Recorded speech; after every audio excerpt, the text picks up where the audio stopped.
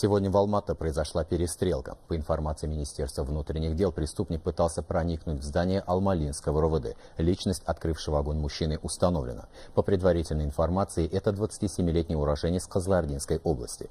Он выстрелил в постового полицейского, после чего скрылся с похищенным оружием. Его мужчина использовал против преследующего экипажа полиции «Буран».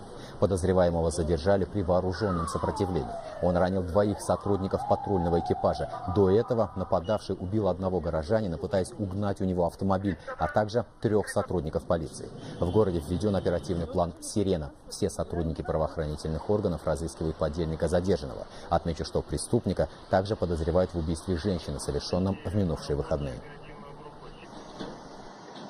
При преследовании преступника им было применено похищенное оружие в отношении преследующего экипажа полиции «Буран», в результате чего 2 сотрудника патрульного экипажа получили огнестрельные ранения. В дальнейшем подозреваемый был установлен, при вооруженном сопротивлении ранен и задержан сотрудниками полиции в районе акционерного общества «Казак-Концерт». Установлена его личность.